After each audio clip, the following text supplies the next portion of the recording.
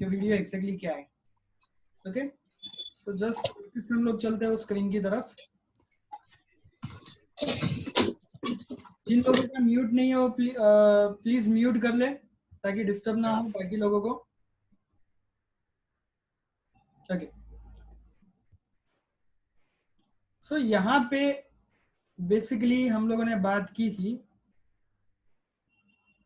3 section की। Okay, actually में defects में तो अगर आप देखो तो 4 चीज हो गई ना। 4 चीज कौन सी हो गई? मायोफिया, हाइपरमेट्रोफिया, प्रेस बायोफिया, ये 3 चीज की हम लोगों ने स्टडी की है। लेकिन इसके अलावा एक और चीज जो हम लोगों ने देखा वो कौन सा था स्टार्टिंग में? वो था कैटरेक्ट। कैटरेक्ट भी एक और प्रॉब्लम हो गई। तो टोटल कितनी चीज हो गई? 4 चीजें हो गई। मायोफिया, हाइपरमेट्रोफिया और प्रेस बायोफिया, ये 3 चीज तो है ही, लेकिन इसके साथ साथ कैटरेक्ट है। जैसे कि मैंने पहले भी बोला कि आपको क्या चीज ध्यान रखनी है कि एनसीईआरटी सीधा सिस्टम नहीं है। जो मैंने आपको बताया कि एनसीईआरटी सीधा सिस्टम नहीं है। एनसीईआरटी सीधा सीधा नहीं पूछता है कि भाई मायोफिया को करेक्ट करने के लिए क्या चीज होती है, कौन सा लेंस चाहिए, वैसा क्वेश्चन नहीं पूछेगा। एनसीईआरटी कान को सीधा नहीं, कान को घुमा के पूछेगा, कान को उल्टा पकड़ने के लिए बोलेगा।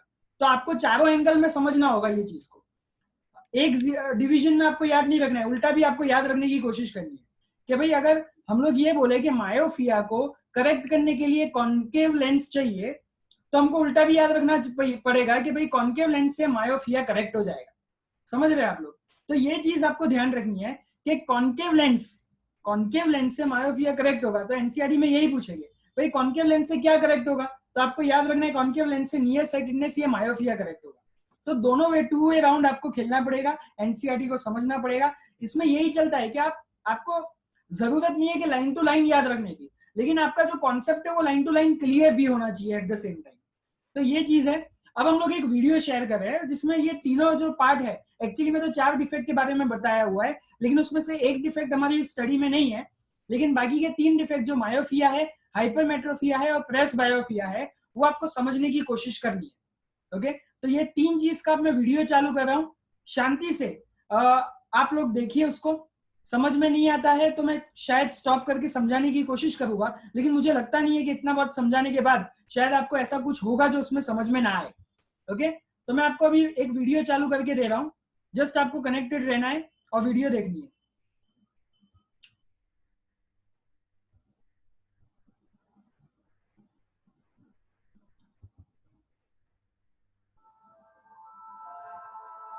While looking around, a normal eye can see all objects over a wide range of distances from 25 cm to infinity.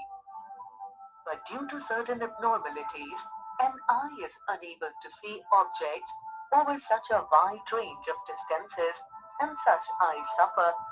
समझना, यहाँ पे वो क्या करने की कोशिश कर रहा है, उसने एक पेपर लिया और पेपर और सामने वाला जो विंडो है उसको कंपेयर कर रहा है कि भाई पेपर में ब्लर दिख रहा है, कभी विंडो में ब्लर दिखेगा, तो समझने की कोशिश करना दोनों चीजों को कि कौन सी चीज कब ब्लर हो रही है। ठीक है, From defect of vision. Some of the most common defects of vision are farsightedness, short-sightedness, astigmatism, and presbyopia. Farsightedness is also called hypermetropia. In this type of defect, a person sees near objects blurred, while distant objects appear sharp. The person suffering from farsightedness has either thinner eye length or shorter eyeball. Thus, the rays of light from the nearby object cannot focus at the retina to give a distinct image. The image is formed behind the retina. This defect can be corrected by using a convex lens of appropriate focal length. The convex lenses help to change the way light rays enter into the eyes and bend after refraction through the eye lens to form an image at the retina. Short-sightedness is a type short sightedness is nothing but near sightedness. ठीक है, वही चीज है। of eye defect in which the person sees near objects clearly while distant objects appear blurred. It is also called myopia. The person suffering from short-sightedness has either thicker eye lens or elongated eyeball. Thus, a short-sighted person cannot focus clearly on an object farther away than the far point. In such a defective eye, the image of a distant object is formed in front of the retina and not at the retina. This defect can be corrected by using a concave lens. A concave lens of appropriate power or focal length is able to bring the image of the object at the retina itself. Astigmatism is an optical defect in which vision is blurred. It is usually congenital, but it can result from an injury. In this case, the cornea or lens is imperfectly shaped, just like a ये वाला topic खाली आपको knowledge के लिए ही है, ये वाला topic हमारे है नहीं इसमें सिलेबस में, ठीक है? तो खाली नॉलेज के लिए हम लोग ये टॉपिक देख रहे हैं, ये एस्टिमेशन वाला. rugby football with two regular radii, one smaller than the other one. Thus, the eye is unable to focus a point object into a sharp focused image at the retina. It is corrected by using cylindrical lenses.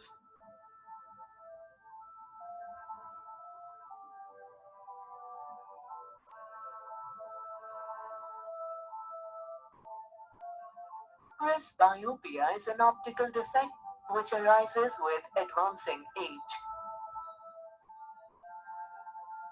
With aging, the natural lens of the eye becomes harder and less elastic. Thus, the ability of accommodation of eye gradually decreases and the person cannot see near print and objects clearly. This defect is rectified by using bifocal lenses and then can see clearly at all distances.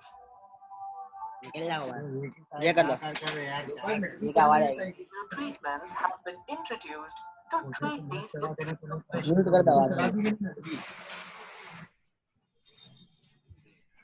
Okay, so I hope आपको समझ में आ गया होगा. Okay, so यहाँ पे हम लोगों ने सारी चीज की बात की है.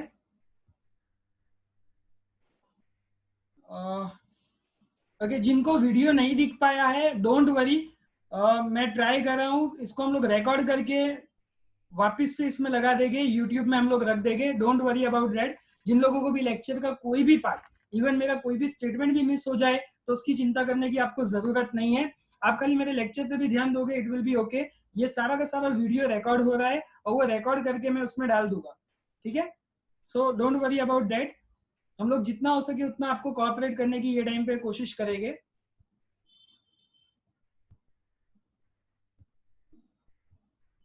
Okay, so coming back to the section.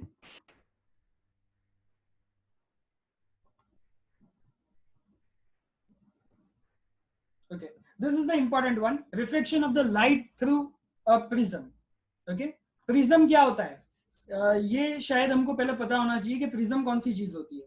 तो ये रिफ्लेक्शन की बात है कि reflection of light through a prism. आपने प्रिज्म जनरली देखा होगा,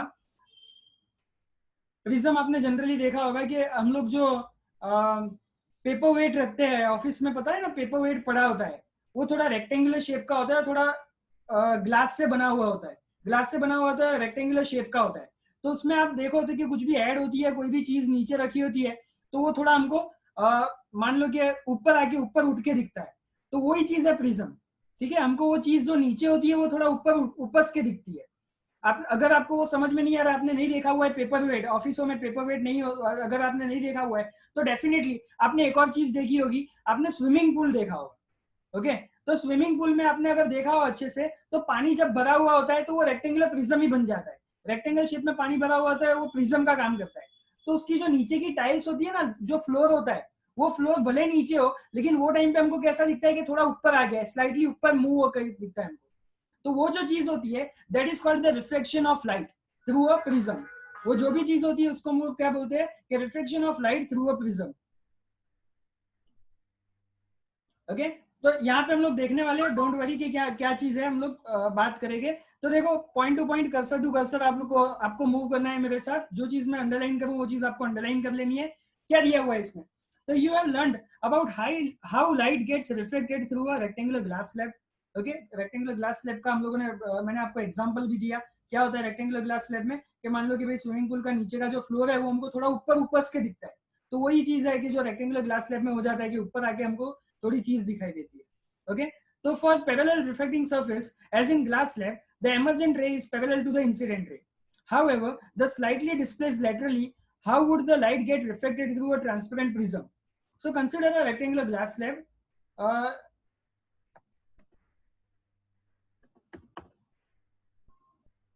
Consider a triangular rectangular glass prism. Wait, देखो इसमें क्या दिया हुआ है, इसका भी एक वीडियो हमारे पास है, वो भी मैं आपको चलाने की कोशिश करूंगा। देखो इसमें क्या दिया हुआ है, however it is slightly displaced laterally, how would the light get reflected through a transparent prism? Consider a triangular glass prism. The triangular bases and the three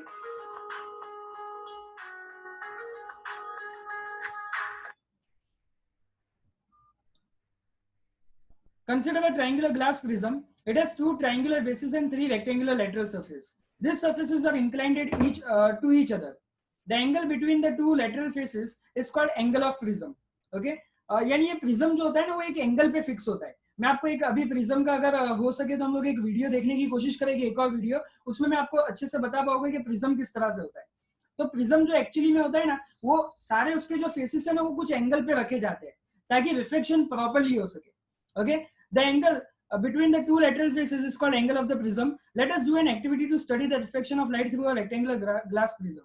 ये एक एक्टिविटी है। देखो इसमें ये आपने देखा होगा, this is prism, this is what prism is.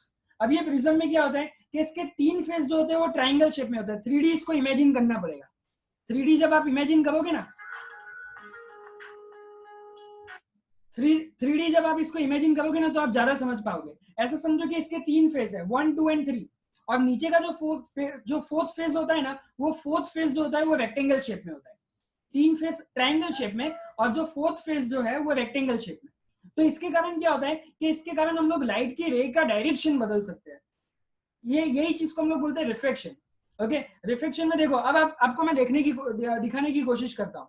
देखो यहाँ पे ये जो ब्लू लाइन आपको दिख रही है, आपको समझ में आ जाएगा कि किस तरह से रिफ्लेक्शन होता है प्रिज्म में। यहाँ पे समझने की कोशिश करना, यहाँ पे समझने की कोशिश करना। मान लो कि ये लाइट है, ये लाइट गई गई गई। अब अगर ये सरफेस पे अथड़ाती और ये इसका रिफ्लेक्शन होता है, रिफ्लेक्शन का मतलब क्या होता है? तीन चीज मैंने अगेन आपको रिपीट करा दूं। Number 1 is reflection, number 2 is reflection, number 3 is absorption. Reflection, REFLECTION, reflection का मतलब क्या होता है? बाउंसिंग बैक, यानी अथड़ा के मान लो कि यहाँ से ये आई, यहाँ से ये वापस चली जाती, तो इसको हम लोग बोलते हैं रिफ्लेक्शन। लेकिन ये अंदर पेनिट्रेट होगी, पेनिट्रेट को हम लोग क्या बोलेंगे? रिफ्लेक्शन। तो यहाँ पे क्या होगा, मान लो ये लाइट आई आई आई, अब अगर यहाँ पे प्रिज्म का सरफेस है तो ये लाइट अंदर पेनिट्रेट जाती, पेनिट्रेट होके ये कहाँ पे निकल जाती? ये बाहर की ओर निकल जाती। तो ये चीज होती। लेकिन अब हम लोगों ने इसका शेप बनाया हुआ है, इसको कोई एंगल पे इसको रखा हुआ है, इसका भी एक वीडियो मेरे पास है तो मैं आपको बताने की कोशिश करूंगा।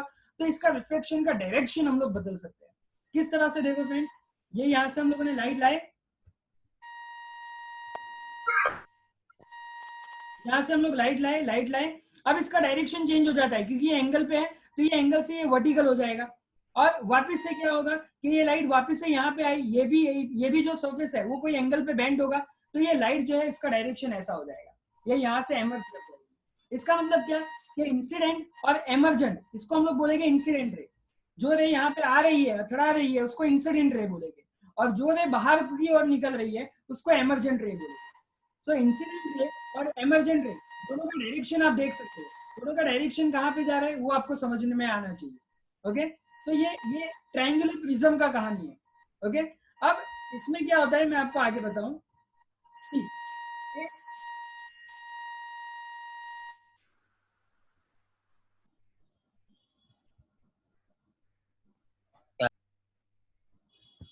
ओके, तो ये आप जो देख रहे हो ये एक प्रिज्म आपको दिया हुआ है, ये ग्लास प्रिज्म है।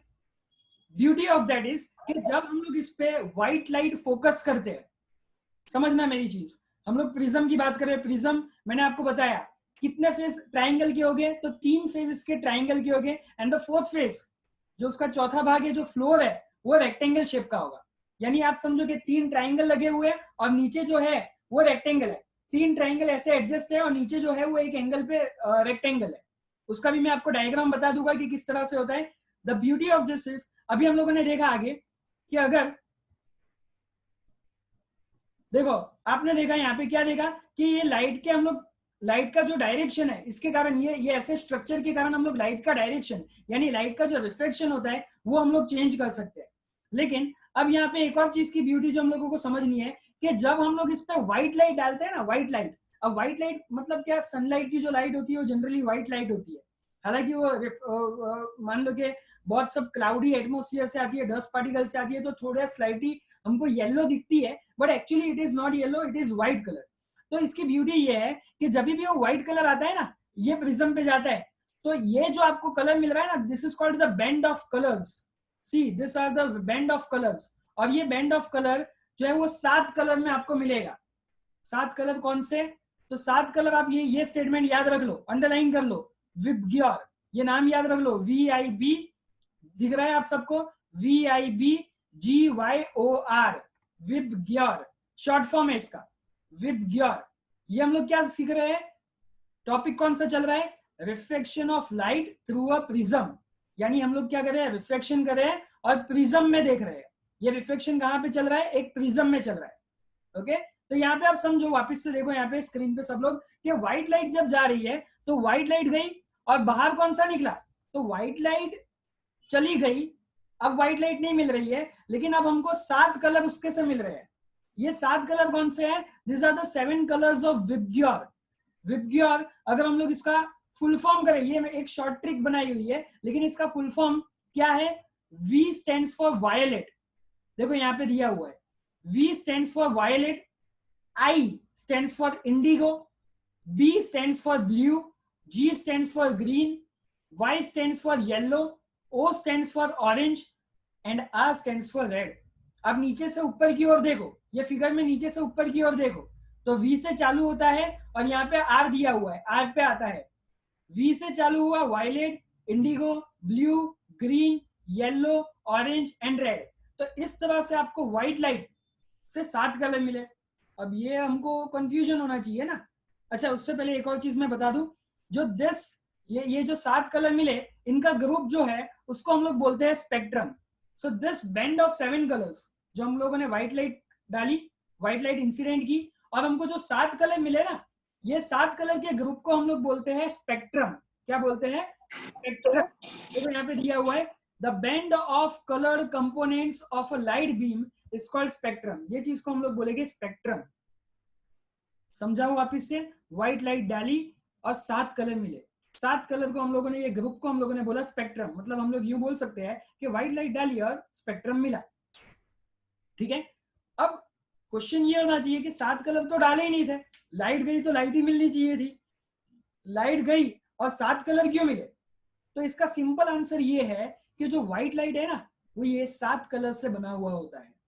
हमारा जो व्हाइट लाइट है वो कितने कलर से बना हुआ होता है, it is the mixture of 7 colours. आप लोग जो भी ड्राइंग करते होगे, कलर पेंट आप करते होगे, तो आपको जनरली पता होगा कि आप 2 कलर को मिक्स करो तो एक तीसरा कलर, मान लो कि रेड लो और थोड़ा सा व्हाइट उसमें ऑयल पेंट आप मिक्स करो तो आपको पिंक कलर मिलता है। देखा होगा, सबने किया होगा कि व्हाइट और आप रेड कलर को मिक्स करो तो पिंकिश कलर मिलता है। इस तरह से आप अलग अलग कलर बनाते हो। तो अगर आप ये 7 कलर को मिक्स करोगे ना तो व्हाइट लाइट बनेगी। इसका मतलब क्या हुआ कि white light is composed of 7 colour friends. Okay, ये 7 कलर कौन से, this group is called VIBGYOR. नीचे से वायलेट से चालू होता है, रेड तक खत्म होता है। ओके, तो यहाँ पे आपको यही समझना है, सबसे ज्यादा बैंड कौन सा कलर होता है, तो जो सबसे ज्यादा नीचे है ना, वायलेट कलर सबसे ज्यादा, ये जो रिफ्लेक्शन प्रोसेस है उसमें सबसे नीचे जो है, सबसे नीचे वाला सबसे ज्यादा बैंड होता है, वायलेट कलर सबसे ज्यादा बैंड होता है, और रेड कलर जो है वो सबसे ऊपर होता है, यानी वो सबसे कम बैंड होता है। ओके, तो यहाँ पे हम लोग देखते हैं, वो थोड़ा बहुत बात करते हैं स्पेक्ट्रम के बाद मैं बात कर रहा हूँ। You might not able to see all the colour separately, yet something makes each colour. अच्छा, ये हम लोग क्यों समझ रहे हैं, मैं आप पे वापस से आ जाता हूँ। हम लोग आई की बात कर रहे थे, सडनली यहाँ पे आ गए तो थोड़ा बहुत कंफ्यूजन होगा ना कि भाई हम लोग सडनली ये टॉपिक पे क्यों आ गए, तो मैं थोड़ा आपको समझा दूँ। हम लोग यहाँ पे चैप्टर में विजन की बात कर रहे हैं, राइट? विजन मतलब हर एक टाइप के विजन की बात कर रहे हैं। तो नाउ वी आर शिफ्टिंग कि how can we see the things, हम लोग चीजों को कैसे देख पा रहे हैं। अब इसमें जो हमको 7 कलर दिख रहे हैं, तो कहीं ना कहीं हम लोग बात करने जा रहे हैं रेनबो की। ओके, हम लोग किसकी बात करेंगे अब धीरे धीरे, कि किस तरह से हमको आकाश में, स्काई में जो रेनबो है वो कैसे दिखाई देता है, क्यों दिखाई देता है, क्या प्रोसेस होती है। तो वो भी चीज आगे आएगी, बने रहिएगा लेक्चर में, तो आपको पता चलेगा कि रेनबो आकाश में क्यों दिखता है। ओके, तो वो चीज की भी हम लोग बात करेंगे। सो यहाँ पे क्या दिया हुआ है, you might not able to see all the colour separately, yet something makes each color distinct from each other. The splitting of light into its component color is called dispersion. तो ये जो प्रोसेस हुई ना, कौन सी process, तो ये white light 7 colour में टूट गए। व्हाइट लाइट 7 कलर से बने हुए थे, लेकिन अब जैसे ही ये प्रिज्म से अथड़ाए, प्रिज्म को हिट किया, प्रिज्म को इंसिडेंट किया, तो ये किस में टूट गए, 7 कलर में टूट गए। ये 7 कलर में टूटने की प्रोसेस जो है उसको हम लोग बोलते हैं डिस्पर्जन। ओके, इंग्लिश में बोले तो द स्प्लिटिंग, स्प्लिट हुआ, चीज क्या हुआ, टूटा, स्प्लिट हुआ। The splitting of light into component colour is called dispersion. It is the splitting of light into 7 colour, that is called dispersion. Okay, so यहाँ पे क्या दिया हुआ है, you have seen that a white light is dispersed into 7 colour component by the prism. हम लोगों ने ये देखा कि व्हाइट लाइट 7 कलर में टूटती है, और वो एक प्रोसेस है डिस्पर्जन का. why do we get this color? Different color of light bend to different angle with respect to the incident ray as they do the prism. The red light bends the least while the violet is the most. तो समझो यहाँ पे वही चीज दी हुई है जो मैंने बोला हुआ है कि सबसे ज्यादा कौन बेंड होता है, तो आप देख सकते हो सबसे ज्यादा बेंड हुआ है जो सबसे नीचे है, वायलेट कलर का बेंडिंग सबसे ज्यादा है, और रेड कलर का बेंडिंग सबसे कम है. Thus the rays of each color emerge along the different parts and become distinct. It is the bend of the distinct color that we see in a spectrum. तो यही जो है वो spectrum हमको दिखाई देता है, जहाँ पे वायलेट कलर सबसे नीचे दिखाई देता है क्योंकि वो सबसे ज्यादा बैंड होता है, और रेड कलर सबसे ऊपर दिखाई देता है क्योंकि वो सबसे कम बैंड होता है. ओके, आगे हम लोग बात करने वाले, ये आपका कॉन्सेप्ट है, ये आपका कॉन्सेप्ट बनाए. अब ये कॉन्सेप्ट आपको क्लियर होने वाला है जब हम लोग बात करेंगे किसकी, रेनबो की. रेनबो में आपको पता चल जाएगा कि ये कॉन्सेप्ट, ये खाली आपका बेस बन रहा है. ठीक है, जब हम लोग मान लो, अभी आपको शायद ऐसा लग रहा होगा कि क्यों ये अजीब चीज आ रही है, अभी तक तो सब अच्छा चल रहा था, ह्यूमन आई चल रहा था, उसके बाद डिफेक्ट्स भी समझ में आया.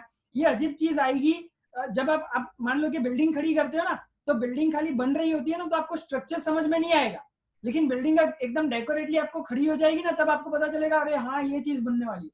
तो उसी तरह से ये बेस बन रहा है, समझने की कोशिश करो. ओके, ये हम लोगों ने क्या लिया कि ये प्रिज्म लिया, प्रिज्म में क्या हुआ, व्हाइट लाइट इंसिडेंट हुई, व्हाइट लाइट इंसिडेंट से हमको क्या मिला, विबग्योर मिला, 7 कलर मिला. अब हम लोगों ने यहाँ पे क्या बात की कि व्हाइट लाइट 7 कलर से बना हुआ है, इसलिए क्या चीज होती है कि व्हाइट लाइट जब प्रिज्म से इंसिडेंट होती है और तो हमको 7 कलर मिलते हैं. ओके, तो अब क्या इसका उल्टा पॉसिबल है, क्या हम लोग 7 कलर मिक्स करें तो वापिस से क्या व्हाइट लाइट बन सकती है. तो सेम ऐसा ही क्वेश्चन न्यूटन को भी आया था, आइजैक न्यूटन. यस, वो एप्पल वाला ग्रेविटेशन वाला वही न्यूटन. ओके, सेम क्वेश्चन उसको ही आया था, उसने खाली जिंदगी में एप्पल का ही सर्च नहीं किया हुआ, इसमें बहुत सब चीज ली हुई है. Okay, so is not only famous for his Apple invention, but Apple invention मतलब ग्रेविटेशन वाला. ओके, तो खाली वो ग्रेविटेशन के लिए फेमस नहीं है, और भी चीज उसने की हुई है. तो यहाँ पे उसने एक लॉजिक लगाया कि अगर व्हाइट लाइट से उसको 7 कलर मिलते हैं तो 7 कलर से व्हाइट लाइट भी मिल सकता है, और यही उसकी इन्वेंशन थी. Isaac Newton was the first to use the glass prism to obtain the spectrum of sunlight. मैंने आपको बताया व्हाइट लाइट यानी क्या, सनलाइट की जो बीम होती है वही व्हाइट लाइट है. ओके, तो उसने पहले ये सर्च किया था. ओके, किस तरह से सर्च किया, तो उसका फिगर नीचे आपको दिख रहा है. क्या किया है उसने, तो गैस करो. प्रिज्म सीधा था, खाली उसको क्या कर दिया उसने, उल्टा लगा दिया. एक प्रिज्म सही था, सीधा रखा था, उसके ऊपर उल्टा, क्योंकि उल्टी प्रोसेस करनी है ना आपको, विबग्योर को उल्टा लाना है, व्हाइट लाइट पे लाना है, तो उसने प्रिज्म को जस्ट अपसाइड डाउन प्लेस कर दिया. पहले सीधा प्रिज्म था, अपसाइड डाउन करने के ऐसे प्रिज्म हो गया. और उसी के साथ उसका क्या हो गया कि मान लो यहाँ पे आप देखो, फिगर को देखते जाओ, यहाँ पे उसकी व्हाइट लाइट गई गई गई, यहाँ से इंसिडेंट हुई, 7 कलर में टूट गई. अब 7 कलर यहाँ पे बताने पॉसिबल नहीं है, तो उन्होंने क्या किया है, खाली फर्स्ट कलर और लास्ट कलर बताया हुआ है. तो वी एंड आर दो ही चीज बताई हुई है. तो ये वी एंड आर गया गया गया, बाहर निकला, वापिस से प्रिज्म पे वो अथड़ाया, वापिस से आगे गया, और यहाँ से वापिस से वो कंबाइन होकर व्हाइट लाइट मिलती है स्क्रीन पे. तो yes, Isaac Newton was the first scientist कि जिसने उल्टा सर्च किया. एक चीज पता चल गई थी कि व्हाइट कलर से 7 कलर बनते हैं। आइजैक न्यूटन ने उसको क्या किया, एक इन्वर्टेड पोजीशन पे दूसरा प्रिज्म लगा के 7 कलर से व्हाइट लाइट उसने ऑब्टेन की। ओके, तो यहाँ पे देखो वही दिया हुआ है, he tried to split the colors of the spectrum of the white light further using the similar prism. However, he could not get any more color, but he tried to place a second identical prism in an inverted position with respect to the first prism as shown in the figure 11.6. पहले उसने क्या किया, पहले सीधा prism लगाया, उसको ऐसा था कि चलो 7 कलर मिले तो 7 कलर से और 14 कलर मिल सकते हैं कि नहीं मिल सकते। पहले उसने ऐसा ट्राई किया, सीधा प्रिज्म लगा के 7 से 14 लाने की कोशिश की, लेकिन ऐसा नहीं हुआ। उसने फिर बाद में क्या किया, ये इन्वर्टेड पोजीशन पे लगा के चेक किया कि ये 7 कलर वापस से व्हाइट लाइट बनाते हैं कि नहीं बनाते, and yes he got the success in it. उसने क्या किया कि 7 कलर से वापस से उसने white light obtain. Okay, that was his invention. Okay, now coming to the main part, जो मैं आपको समझा रहा था, हम लोगों ने वो सीमेंट वाला स्ट्रक्चर बना लिया हुआ है। अब मेन पार्ट आता है कि किस तरह से हमको रेनबो दिखने को मिलता है। ओके, सो अगेन रेनबो आपको पता होना चाहिए कि रेनबो तभी देखने को मिलता है जब दो चीज साथ में हो। कौन सी दो चीज, एक सनलाइट, दूसरा रेनफॉल। तो सनलाइट और रेनफॉल जब दोनों कंबाइन हो गए तो ही हमको क्या देखने को मिलेगा, एक रेनबो, एक स्पेक्ट्रम देखने को मिलेगा। तो यहाँ पे समझने की कोशिश करो, यहाँ पे आपको रेनबो वाला स्ट्रक्चर दिखा है कि भाई स्काई में रेनबो दिखता है, लेकिन ये कैसे दिखता है, तो ये उसका बेसिक स्ट्रक्चर है। ये देखो आप, तो ये सनलाइट गई, ये रेन ड्रॉप, ये जो गोल बनाया हुआ है, स्फीयर बनाया हुआ है, ये क्या है, it is the rain drop, this is the rain drop. Okay, ये हमारा एक रेन ड्रॉप है। अब इसमें क्या हुआ, सनलाइट आई, ओके, ये रेन ड्रॉप में गई, रेन ड्रॉप से ये बाहर निकली, ओके, और ये जो बाहर निकला जब, तो ये 7 कलर में सेपरेट हो गया। ओके, तो इसका मतलब क्या हुआ कि सनलाइट गई और ये 7 कलर में टूटा। तो इसका मतलब ये हुआ कि ये जो रेन ड्रॉप है वो कहीं ना कहीं प्रिज्म का काम करता है। यही हुआ ना, मतलब कि रेन ड्रॉप किसका काम कर रहा है, प्रिज्म का काम कर रहा है, तभी जाके वो 7 कलर में टूटेगा। तो यही चीज आपको समझानी थी फ्रेंड्स, इसलिए रेनबो, ये जो हमको रेनबो है वो दिखाई देता है, क्योंकि वो टाइम पे सनलाइट तो होती है, तो ही कलर का हमको रेंज मिल पाएगा, 7 कलर तभी हमको दिख पाएंगे जब सनलाइट की रेंज आती होगी तब। ठीक है, तो हुआ क्या इसमें, एग्जैक्टली क्या हुआ कि सनलाइट तो थी, सनलाइट का जो इंसिडेंट रे था वो आया और ये गया यहाँ पे रेन ड्रॉप पे, और बाद में जब ये बाहर निकला तब ये क्या बन जाता है, 7 कलर में वो दिखने लगता है। ओके, तो ये कहीं ना कहीं रेन ड्रॉप जो है वो किसका काम करता है फ्रेंड्स, वो काम करता है, it works like what, it works like prism. तो अब आपको समझ में आ गया होगा कि किस तरह से वो प्रिज्म का हम लोगों ने एग्जांपल लेके एक रेन ड्रॉप किस तरह से कन्वर्ट हो जाता है छोटे छोटे प्रिज्म में। छोटे छोटे रेन ड्रॉप जो है वो छोटे छोटे प्रिज्म में कन्वर्ट हो जाते हैं, और जब इसका ग्रुप मिलता है तो एक बहुत बड़ा एटमोस्फियर में रेनबो को दिखने मिलता है, हमको रेनबो दिखने मिलता है। तो यही चीज थी कि किस तरह से क्यों हमको रेनबो दिखने को मिलता है, it is just because of rain drop acts like a prism. Okay, तो यहाँ पे हम लोग वही समझेंगे, he found a beam of white light emerging out of the other side of the prism. This observation gives the Newton the idea that sunlight is made up of 7 colors. जो sunlight, क्यों ये 7 colour मिले, क्योंकि ये white light था। White light क्या होता है, सनलाइट होता है। इसका मतलब क्या हुआ कि सनलाइट ही 7 कलर देता है, इसका मतलब सनलाइट के कारण ही रेनबो दिखने को मिलता है। लेकिन उसमें रेन ड्रॉप का कारण क्या आता है, तो रेन ड्रॉप प्रिज्म बन जाते हैं। तो ये सारा आइजैक न्यूटन ने पता लगाया। Okay, any light that gives a spectrum similar to that of the sunlight is often referred as a white light.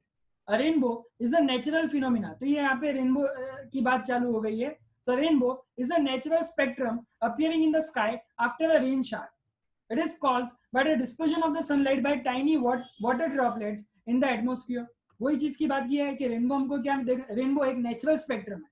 ये हम लोगों ने जो भी एक्सपेरिमेंट किया या जो भी न्यूटन ने एक्सपेरिमेंट किया, ये सब एक लैब में टेस्टिंग हुआ था। वो एक क्या था, आर्टिफिशियल उन्होंने स्पेक्ट्रम निकाला था, आर्टिफिशियल बैंड ऑफ 7 कलर निकाला था। बैंड ऑफ 7 कलर मतलब क्या, स्पेक्ट्रम निकाला था। अब ये जो रेनबो है वो हम लोग लैब में नहीं निकालते, तो it is the natural spectrum. कौन सा स्पेक्ट्रम होता है, it is the rainbow is a natural spectrum. आपको कोई पूछे what do you mean bye rainbow, तो अब आप थोड़ा साइंस समझ गए हो। आपको यूं नहीं बोलना 7 कलर देखने को मिलते हैं आकाश में, उसको रेनबो बोलते हैं। Now you have to be scientific. Okay, आपको क्या बोलना है, rainbow is what, rainbow is a natural spectrum. अब आपको कोई पूछे what do you mean by spectrum, तो आपको बोलना it is a band of 7 colours, that 7 colours is called VIBGYOR. Okay, तो इस तरह से आपको साइंटिफिक वर्ड्स यूज करने हैं। ओके, आगे कंटिन्यू करते हैं। A rainbow is always formed in the direction opposite to that of the sun. This is also an important thing. Rainbow कहाँ पे मिलेगा आपको? हमेशा सन के ऑपोजिट डायरेक्शन में वो बनेगा. सन के ऑपोजिट डायरेक्शन में ही रेनबो मिलता है. Okay. The water droplets act like a small prism. यहाँ पे छोटे छोटे जो ड्रॉपलेट्स होते हैं वो क्या बन जाते हैं? छोटे छोटे प्रिज्म बन जाते हैं. और उसके बाद जो ग्रुप जनरेट होता है वो क्या मिलता है हमको? It forms a rainbow. The reflect and disperse the incident sunlight and then reflect it internally and finally reflect it again and comes out of the raindrop. Okay, ये important है, ये मैं आपको समझाने की कोशिश करता हूँ. Again come to the figure. Figure पे आ जाओ तो मैं आपको ज्यादा अच्छे से समझा पाऊं. आपको शायद फिगर दिखाई दे रही है, राइट? तो फिगर में आपको क्या दिखाई दे रहा है कि यहाँ पे ये रेनड्रॉप आई, सनलाइट आई रेनड्रॉप के पास. ये पॉइंट पे क्या हुआ? देन ये पॉइंट पे क्या हुआ? 3 पॉइंट है. और थर्ड ये पॉइंट पे क्या हुआ? ओके, ये 3 पॉइंट पे चीज हो रही है. ओके, तो ये पॉइंट पे लाइट अंदर पेनिट्रेट कर गई. मैंने आपको बताया था पेनिट्रेट करना मतलब क्या होता है? रिफ्लेक्शन. ओके, तो यहाँ पे ये पॉइंट पे क्या होगा? रिफ्लेक्शन होगा. फिर ये पॉइंट पे जब लाइट आएगी तो वो पॉइंट पे बाउंस बैक हुई. बाउंस बैक का मतलब क्या होता है? रिफ्लेक्शन. और जब ये बाहर वापस ले जाती है तो उसको अगेन हम लोग क्या बोलेंगे? बाहर निकल गई, इन एंड आउट किया तो रिफ्लेक्शन. तो इन एंड आउट हुआ तो रिफ्लेक्शन, यानी अंदर आया, अंदर पेनिट्रेट किया तो रिफ्लेक्शन, अंदर आके क्या हुआ? रिफ्लेक्शन. और बाहर जाते हुए क्या हुआ? रिफ्लेक्शन. तो 3 चीज हुई ना, रिफ्लेक्शन, रिफ्लेक्शन, रिफ्लेक्शन. तो ये 3 चीज होती है. जब ये रेनबो बनता है तो यही 3 चीज का काम लेता है. देखो यहाँ पे क्या हुआ? पहला हुआ they reflect, then they reflect and then they reflect. और इस तरह से हमको क्या मिला? हमको मिला रेनबो. ओके, तो ये हम लोगों ने समझा आज. वापस से ये थोड़ी बहुत हम लोगों ने बात की आज. अगेन हम लोग टॉपिक का थोड़ा बहुत रिवीजन कर ले. Starting with the power of accommodation. यहाँ से हम लोगों की बात चालू हुई थी. थोड़ा बहुत हमारे पास टाइम है तो हम लोग थोड़ा रिवाइज कर लेते हैं. पावर ऑफ एकोमोडेशन की बात हुई थी. पावर ऑफ एकोमोडेशन में हम लोगों ने क्या सीखा था कि सिलेरी मसल्स जो है वो आइलैंड्स को क्या करते हैं? सिलेरी मसल्स जो है वो आइलैंड्स को कॉन्ट्रैक्ट करते हैं. कॉन्ट्रैक्ट मतलब दबाते हैं या फिर उसको एक नॉर्मल पोजीशन पे रखते हैं ताकि वो आइलैंड्स क्या हो सके? वो फ्लेक्सिबल हो सके, ताकि जो लाइट्स हमको मिलनी है वो लाइट अंदर से हमारे रेटिना पे बन सके. उसका विजन कहां से कहां तक होता है? तो 25 सेंटीमीटर से लेके इंफिनिटी तक. ओके, वो चीज जो एकोमोडेट होती है वो चीज को हम लोग बोलते हैं पावर ऑफ एकोमोडेशन. डेफिनेशन क्या है? The ability of an eye lens to adjust the focal length is called the power of accommodation. ये चीज की हम लोगों ने बात की. सेकंड पॉइंट हम लोग बात कर लेते हैं डिफेक्ट्स ऑफ द विजन की. डिफेक्ट्स ऑफ विजन में हम लोगों ने क्या क्या बात किया? तो myopia, hypermetropia and presbyopia. Myopia मतलब नजदीक का दिखना, दूर का ना दिखना. ओके, इसको करेक्ट करने के लिए क्या लेना पड़ेगा? कॉन्केव लेंस लेना पड़ेगा. दूसरा है हाइपरमेट्रोपिया. हाइपरमेट्रोपिया का मतलब क्या होता है? दूर का दिखाई देना, नजदीक का दिखाई ना देना. इसको करेक्ट करने के लिए क्या लेना पड़ेगा? कॉन्वेक्स लेंस लेना पड़ेगा. तीसरा क्या होता है? प्रेसबायोपिया. प्रेसबायोपिया क्यों होता है? Due to ageing.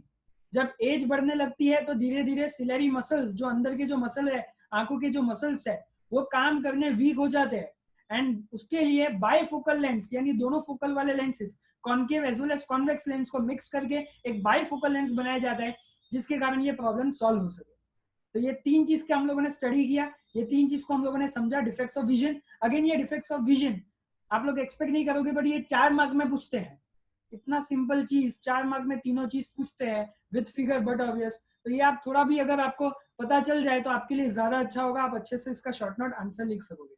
ओके, और गोइंग टू नेक्स्ट टॉपिक जहां पे हम लोगों ने प्रिज्म समझा. ओके, लाइन टू लाइन इसको समझोगे नहीं. अभी जब हम लोग क्लास पे मिलेंगे तो मैं आपको लाइन टू लाइन भी समझा दूंगा, लेकिन मैंने आपको यहाँ पे ये समझाया कि ये प्रिज्म किस तरह से बनता है. It is basically used to change the direction of the light. है ना, लाइट की डायरेक्शन हम लोगों ने चेंज की. और द मेन थिंग प्रिज्म का जो हम लोगों को देखना था, that was the dispersion part. Dispersion of white light by a glass prism, यानी ग्लास प्रिज्म से अब डिस्पर्जन मतलब क्या? डिस्पर्जन मतलब स्प्लिटिंग ऑफ व्हाइट लाइट. है ना, स्प्लिट हुआ ना, व्हाइट लाइट क्या हुआ? स्प्लिट हुआ. डिस्पर्जन मतलब splitting of white light into 7 colour, and that 7 colour is called spectrum. वो 7 कलर को हम लोग क्या बोलते हैं? स्पेक्ट्रम बोलते हैं. ओके, और इसको ये जो 7 कलर है दैट इज विप गियर. ये क्या होता है? This is called whip gear. Okay, फिर आगे हम लोगों ने बात की कि किस तरह से आइजैक न्यूटन ने क्या किया कि इसको उल्टा अपसाइड डाउन लगा दिया, इन्वर्टेड पोजीशन पे लगा दिया, और उसको एक चीज फाइंड थी कि व्हाइट लाइट से 7 कलर मिलते हैं, उसने उल्टा किया, 7 कलर से व्हाइट लाइट ऑब्टेन किया। ओके, एंड देन हम लोगों ने रेनबो के बारे में बात किया। तो इतनी चीजें हो गई, इसको अगर आप एक स्टोरी के तौर पे याद रखोगे तो ज्यादा अच्छा होगा, तो आपको ज्यादा समझ में आएगा। आई होप कि लेक्चर शायद आपके लिए यूजफुल रहा होगा।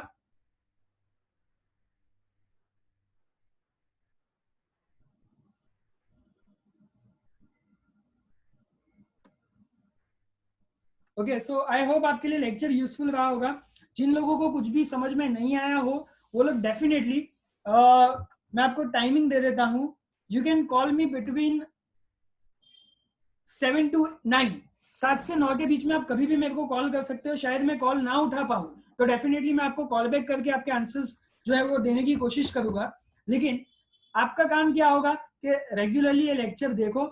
हम लोग अब रोज मिलेंगे, एक लेक्चर लेंगे, 2 लेक्चर लेंगे, जितना हो सकता है 40 मिनट्स का जूम का जो टाइम है, शायद हम लोग 2 बार भी मिलने की कोशिश करेंगे। बट हमारा इंटेंशन क्या होगा कि डाउट नहीं होना चाहिए। इसके लिए मैं ये सारा रिकॉर्डिंग भी कर रहा हूँ, और रिकॉर्डिंग करके मैं ग्रुप में भी रख दूंगा।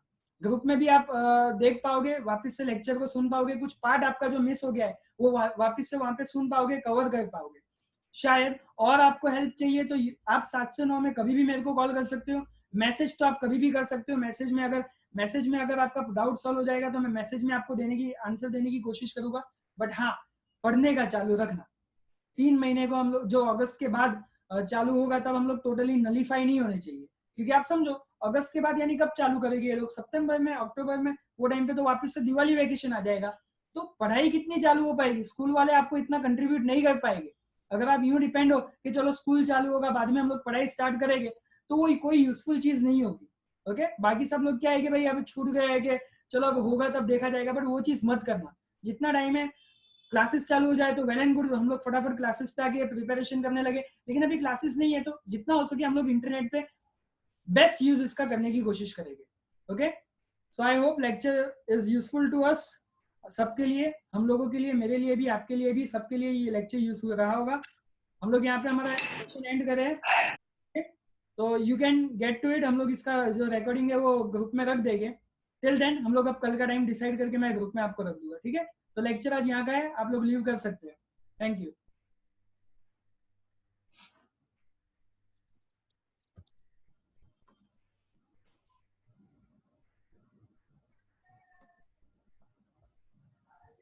हाँ सिप भाई।